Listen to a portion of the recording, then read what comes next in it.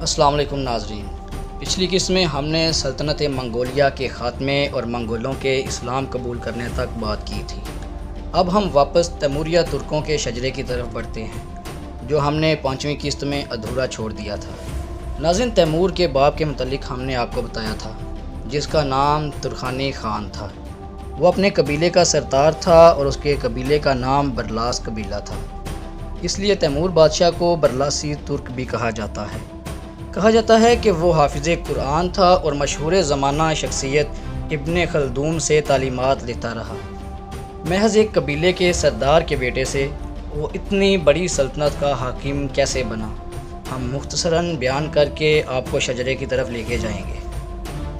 ناظرین، ایک کہانی بیان کی جاتی ہے کہ بچپن میں تیمور کو ایک بھیڑ کا بچہ پیارا لگا تو اس نے اٹھا کر قبیلے میں لے جانا چاہا، لیکن قریب ہی اس بھیڑ کا مالک چرواہا تھا۔ اس نے تیمور کو وہ بچہ اٹھاتے ہوئے دیکھا تو اس پر تیر چلا دیا جو اس کے گھٹنے میں پیوست ہو گیا۔ وہ رینگتا ہوا قبیلے میں پہنچا تو اس کا تیر نکال دیا گیا، لیکن وہ اس ٹانگ سے ہمیشہ کے لیے معذور ہو گیا، جس کے باعث اس کا نام تیمور لنگڑا پڑ گیا، جسے ویسٹ میں تیمور دا لیم یا ٹیمر لین کہا جاتا ہے۔ ناظرین، تیمور اس نام سے چڑھتا اور شدید غصے میں آ جاتا تھا۔ تیمور بڑا ہو گیا اور قبیلے کا سردار بن گیا، لیکن جو اسے دیکھتا اسے لنگڑا تیمور کہہ کر بلاتا، جو وہ سن سن کر اکتا چکا تھا۔ ناظرین، یہی وہ لفظ تھا جس نے اس کو ایک ظالم شخص بنا دیا، اور جو کوئی اس کا الٹ نام لیتا وہ اسے سخت سزا دینے لگا۔ اس کے 7 بہترین دوست تھے جو اس کا ہر جگہ ساتھ دیتے۔ وہ ارد گرد کے علاقوں میں جاتا، لوگ اسے لنگڑا کہتے، وہ ان پر ظلم کرتا اور ظالم شخص کے نام سے جانا جانے لگا۔ چند سالوں میں ارد گرد کے تمام علاقوں کے لوگ اس سے ڈرنے لگے۔ جب اسے اس بات کی خبر ہوئی تو اس نے اپنے دوستوں سمیت لوگوں میں اور خوف پھیلانا شروع کر دیا اور مزید لوگ اس کے تابع ہونے لگے۔ اس کی ماں کا نام تیکینہ خاتون تھا جو چنگیز خان کی بیٹی تھی، اور اس نے اسلام قبول کیا، جس کے بعد اس کی شادی امیر تیمور کے باپ امیر ترخانی سے ہوئی۔ یعنی کہ امیر تیمور باپ کی طرف سے ترک اور ماں کی طرف سے چنگیز خان کا نواسہ تھا، اس لیے اسے ترکو منگول ملٹری کمانڈر بھی کہا جاتا ہے۔ ناظرین، جب سلطنت منگولیہ کا خاتمہ شروع ہوا تو بہت سارے منگول سپاہی اس کے پاس آنے لگے، جن کو اکٹھا کر کے اس نے ترکو منگول متحد فوج بنانا شروع کی۔ اب اس کے پاس کافی فوج تھی جس کے ذریعے وہ چھوٹی چھوٹی حکومتوں کو گرا سکتا تھا۔ اس طرح آگے بڑھتے ہوئے اس نے ایک سلطنت قائم کر لی اور ان علاقوں کو اس میں شامل کر لیا جو اس سے پہلے اس کے نانا چنگیز خان کے پاس تھے۔ اب یہ لنگڑا لولا جوان 7 دوستوں سے لاکھوں کی فوج کا سپہ سالار اور سردار بن گیا۔ ناظرین، ایک طرف سلطنت تیموریہ تھی جو اس وقت کی سب سے بڑی حکومت تھی، اور مد مقابل سلطنت عثمانیہ تھی جو ابھی عروج پا رہی تھی۔ عثمانیوں کے خلیفہ بایزید اول نے کسی علاقے پر قبضہ کرنا چاہا، جس سے تیمور نے اسے نفرت اور غصے بھرا خط بھیج ڈالا، اور بات بڑھی تو خون خوار جنگ تک پہنچی۔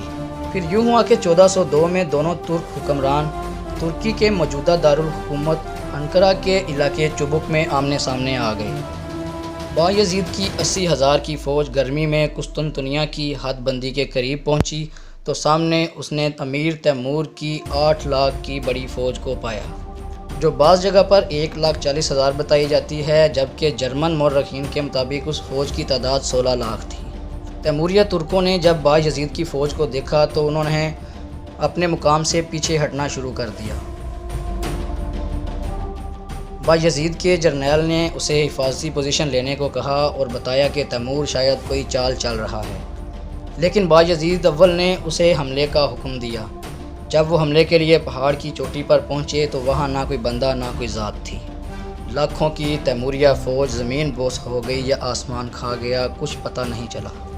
بایزید اول نے وہیں پڑاؤ ڈالے رکھا اور تلاش کے لیے فوجی دستے مقرر کر دیے کہ پتہ لگایا جائے کہ اتنی بڑی فوج اچانک کہاں غائب ہو گئی۔ ناظرین، 3 ماہ کی تلاش کے بعد جب یہ کوئی سراغ نہ لگا سکے تو اچانک ان کے پیچھے سے اس گمشدہ فوج نے حملہ کر دیا۔ عثمانی ترک شدید متاثر ہوئے اور جنگ ہار گئے۔ انہوں نے بایزید اول کو بھاگتے ہوئے پکڑ لیا اور گرفتار کر لیا، جس کے بعد بایزید 3 ماہ کی قید کے اندر ہی دم توڑ گیا۔ بادشاہ تیمور اتنی بڑی جنگ جیت گیا، لیکن اس کی صحت نے ساتھ نہ دیا اور وہ ٹھیک 3 سال بعد 35 سال کی عمر میں 1405 عیسوی میں وفات پا گیا۔ شاید وہ کچھ سال اور زندہ رہتا تو عثمانی ترکوں کی تمام سلطنت پر قبضہ جما لیتا، لیکن اس کی وفات کے بعد تیموریہ سلطنت اس کے 4 بیٹوں میں تقسیم ہو گئی۔ اس کے 4 بیٹوں کے نام مرزا جہانگیر بیگ، عمر شیخ مرزا، میران شاہ اور شاہ رخ بیگ مرزا تھے۔ ان میں سے تیمور کے 20 سے زائد پوتے تھے۔ 4 بیٹوں میں سے 3 بیٹے ایک جنگ میں مارے جاتے ہیں، لیکن عمر شیخ مرزا جان بچا کر نکل آتا ہے۔ وہ اپنے بھتیجوں اور بچی کچی فوج کو لے کر ازبکستان کی طرف آگے بڑھتا ہے اور ازبکستان کے علاقے فرگانہ میں گورنر کی حیثیت سے چارج سنبھال لیتا ہے۔ چند سال بعد عمر شیخ مرزا کی وفات ہو جاتی ہے اور حکومت اس کے بیٹے مرزا ظہیر الدین بابر بیگ کے پاس آ جاتی ہے، جو 2 سال کے اندر بخارا اور سمرقند کے چھینے ہوئے علاقے واپس لے لیتا ہے۔ لیکن اس کا جنگی جنون اس کے ضمیر کو چھوٹی حکومت پر مطمئن نہیں کر پاتا۔ مزید یہ کہ محمد شاہ بانی، ایک مسلمان منگول ملٹری کمانڈر، اس کے خلاف فوج اکٹھی کر رہا ہوتا ہے، لہٰذا وہ چند ہزار فوج کے ساتھ افغانستان کے علاقوں کو فتح کرتا ہوا بر صغیر پہنچ جاتا ہے۔ وہاں ابراہیم لودھی، جو کہ دلی کے تخت پر بیٹھا ہوتا ہے، اسے وہ خط لکھتا ہے کہ تم اب 92 سال کے بوڑھے ہو، لہٰذا اقتدار میرے حوالے کر دو ورنہ جنگ کے لیے تیار ہو جاؤ۔ ناظرین، ابراہیم لودھی 1 لاکھ فوج لے کر جنگ کے لیے نکل پڑتا ہے۔ بابر محض 30,000 کی فوج کے ساتھ پانی پت کے میدان میں اپنے دادا تیمور کی طرح بہترین حکمت عملی سے جنگ لڑتا ہے اور 30,000 کی فوج 1 لاکھ فوج کو مات دے دیتی ہے۔ اس طرح وہ دلی کے تخت کا جانشین بنتا ہے، لیکن اپنی سلطنت کا نام تیموریہ سلطنت کی بجائے وہ اپنی جد کے نام پر مغلیہ سلطنت رکھتا ہے۔